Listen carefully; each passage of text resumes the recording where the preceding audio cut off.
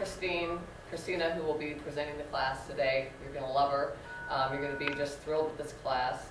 And I had her coming every month to my office, doing several classes a day, and it just took my practice and my patience by storm. You know, it's really kind of taken over the practice, and I've just been real enthusiastic about these oils, and so have my patients. So, come on in. It's okay. There's some seats on there. Glad you guys could make it. So anyway, Cristina is going to present this information, and we're also going to be doing a drawing. So if anyone hasn't paid their $5, they need to pay that, because then you get your name in for a drawing. And I'm going to let Cristina take over, because you do so much better than I do. Thank you, Dawn. Thank you. Well, it's always a privilege to be able to stand in front of a group of people and tell my story and talk to you about something I've been very, very passionate about for the last 12 years in June. It'll be 12 years in June I've been doing therapeutic grade essential oils. So I will tell you that, first of all, I want to introduce my husband. This is my wonderful husband of 21 years this year. And he doesn't usually frequent these. He's heard it a million times. But we are actually doing a short 10-minute video on my story for the Veterans Administration. So if you will just bear with us while we do this story, and I just want to introduce myself. My name is Cristina Campbell. I am a nationally registered certified master aromatherapist. I have a bachelor's degree in holistic nutrition, which I got in 1983, I think, and I've been involved in some sort of alternative healthcare for over 35 years. Yes, I'm a grandmother, and oh, by the way, I'm a great-grandmother. Oh. So it's like I said, it's a privilege to be here, and I'm going to tell you a little bit of how I got involved with these oils. You see, I ended up in the United States Army when I was 34 years old. I was a single mother with 2 teenage girls, and I had to make a living. And why I joined the Army, I'll never know, except that maybe it was to meet my husband, because he's one of the best things that's ever happened to my life. But anyway, we were stationed in England, in East Anglia, and we were asked to, the both of us, to go over and support the redeployment of the Saudi war, or Desert Storm, Desert Shield. And we were there for 6 months, and then we went back to England, and I began getting sick. And we really didn't know at that time what was going on. I started getting migraine headaches, severe migraine headaches, to the point where my husband would have to take me into the hospital. They'd have to give me a Demerol Hep block. I'd stay there 4 or 5 hours, and they'd release me. I'd go home and sleep all day, but he had to go to work. And so my migraines would hit me like at 2 a.m. in the morning, and so he wasn't getting any sleep. And I begged them, is there anything that you can do for me? And they gave me my own shot kit, which was really, really helpful. And I was going through about $600 of Emitrex shots a month. Fortunately, I was with the United States Army, so they paid for it, but that's a lot of drugs to be putting in your body. And then I was getting symptoms of a skin problem. And they just diagnosed it as atypical rosacea, and then atypical eczema, and then atypical psoriasis, and then atypical dermatitis. And by the time I got stationed here at Scott Air Force Base in St. Louis, I was a mess. I was a mess. My aura-related headaches were happening very, very frequently. And what I did for the United States Army is I taught. My husband and I were kind of a tag team, and we taught all over the world. We taught logistics planning, how to get from point A to point B, so war planning, so to speak, moving troops from, here to there. And I would be up in front of people, and I would get these aura-related headaches, and they'd have to bring me to the hospital. And they began to become concerned whether or not I was going to be able to go overseas and teach, because we would teach in Germany and Korea and Japan and Okinawa and Panama and all these wonderful places I got to go and teach. But the skin problem got so bad that I could take a white tissue and put it on my face and pull it away, and it would be yellow, because it would just ooze and itch and bleed. And I remember being in the car going to work in the morning, because we would ride together, obviously, because we worked at the same place. And I'd be going, and he'd say, I don't know how you can keep your hands off your face. And I said, I wish I could have had those little things that cover your hands so that I would just, oh, because it's so bad. And they treated me with topical steroids, antibiotics, and prednisone when it was really bad, because my eyes would swell shut. And I had to teach in front of people. And it's very disconcerting, you know, when you're standing in front of people and you know you look like heck. Some of the other things that began to happen is I started getting digestive disorders. I didn't know what was going on. It seemed like I was allergic to the air I breathed, and putting water on me made it worse. And I couldn't connect the dots.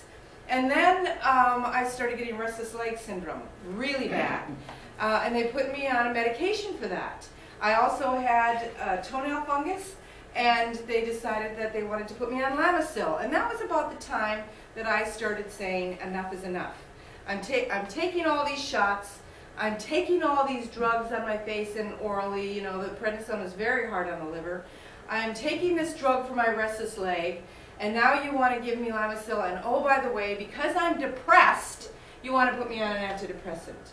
And at this point in time, one of the side effects of the restless leg drug was actually the onset of the restless leg happens earlier in the day. So you have to take more and more of the medication.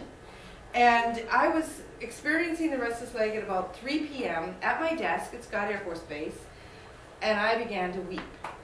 And I was just so sick and tired of being sick. And I prayed. And I hadn't prayed in about 12 years. You see, I was being all I could be in the Army. I was, you know, super mom. I took care of my kids. I crawled under live fire. I rappelled from 40-foot towers, and I carried an M16. Why would I need God? But you know, sometimes God allows you to get hit upside the head with a 2x4 so that you'll stop and look up. And I prayed, and I said, Lord, I am so sick of being sick. I need help, and I don't know what to do. Please, please help me. And within about 15 minutes, I was surfing the internet, and I tripped on these oils. And I said, if this is real, then I have 3 more prayers. And I started making a list of the oils that I was looking at. And by the way, they were this brand. They weren't some other brand. So I really haven't had a lot of experience with any other brand of oils. Young Living has been the one that came to me. So I started making a list. I have a legal pad, and I started writing down lavender is good for skin, and rosemary is good for this, and I just had this huge list. It went down about 2/3 to 3/4 of the way down that particular pad, and I prayed 3 more prayers. The next prayer was, Lord, please don't let these be snake oils, because I don't want to put my hard-earned money into something that isn't going to give me the results that I think they should give me because of the research that I've done. The second prayer I prayed was, Lord, I need a woman. I'm in no mood to be patronized. You know, when you're sick, you really don't want to be patronized. And I said, I need a woman who is kind and gentle and compassionate, because I need compassion right now. Remember, I'm crying at my desk, and I'm desperate at this point.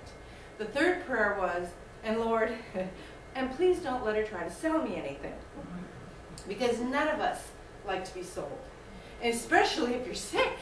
You know, I've done my research. I'm the captain of my ship. I'm in control of my life. Don't tell me what I need. I think I know. I'm very bullheaded too, by the way. Maybe that's why, you know, the Army was good for me. But anyway, so I continued to search the internet, and very shortly after that, I found a woman out of Ukiah, California, who was one of the kindest women, compassionate women on the other end of the line that I could have ever called. Just a sweetheart. And I told her all of my symptoms and what I was going through, and I gave her my list of oils that I thought I should get, which was, I'm going to be frank with you, it was about $1,000 worth of oils. But you know, when you're at that point, it doesn't matter. It really doesn't matter. You're going to do what you need to do to get where you need to go. And that's what I was doing. And she said, whoa, whoa, whoa, how do you know that these oils will work? And I said, well, I thought you would tell me that. And she said, let's back up a bit. why don't you try a few oils, and if they work for you, great, and if they don't, you haven't wasted a lot of your money. Well, that was kind of weird, but okay, all right. And she says, and I'm going to recommend one more thing. It's called Mineral Essence, and it's a product by Young Living as well. And I want you to take that for your restless leg syndrome. She said, I want you to take 3 dropperfuls of the Mineral Essence 3 times a day, and let me know how it goes. So that was in June of 1999. I received my oils, and I began to play with my oils. And you're going to learn how to play with them here tonight. I would pour them out, not pour them out, but just the little box of oils that I got. There were 7, and we're going to talk about 9. I would put them in my lap. I would sit cross-legged on my bed, and I would open each one of them, and I would smell it. I would put a couple of drops in my hands. I would rub my hands together, and I'd get it up into the olfactory system, and I would get it up into the brain, and I would rub it on the bottom of my feet, because the pores on the feet are larger than any place else on the body. And the uptake in the body, in the bloodstream, is within 3 seconds to 20 minutes. And I would put them in my water, and I would drink it. So these oils can be ingested. And those were basically the ways I did. You know, I'd rub it, it would hurt here. I had bursitis, I remember, back then, probably all the running I was doing. And I had lower back pain, and so I would put oils on there, and I'd rub them on my body. I'm here to tell you that I never had another migraine headache after the day I got my oils. It wasn't a week later. It wasn't 6 months later. I never had another migraine. And people say, what oil did you use? And I say, I used the little Essential 7 kit. I used them all. I opened them all. I played with them all. And 3 days after doing 3 dropperfuls of the Mineral Essence 3 times a day, within 3 days, my restless leg was gone. And I've never had restless leg again. Now people say, do you still take your Mineral Essence? Absolutely not. The stuff is nasty. It tastes horrible. But I keep it in the fridge. And if I think intuitively that I may need some to bump up my minerals, because that's what it is, it's 60 ionic minerals, then I'll put some of that in the juice and I'll swig it back. And a bottle lasts me about 18 months to 2 years. So, I mean, there's not a big expenditure there. But that is basically my story on how I got started with oils. And I want to thank you for listening to that. And then we're going to get into how to enjoy these oils yourself. And yes? I wanted to ask you, when you said that you didn't have any headaches, when you started the oils, did you take off all the prescription medications? Were you off of those? I wasn't when I got my oils, but as soon as I started doing them, I took my medications and I threw them in the trash, except for my shot kit.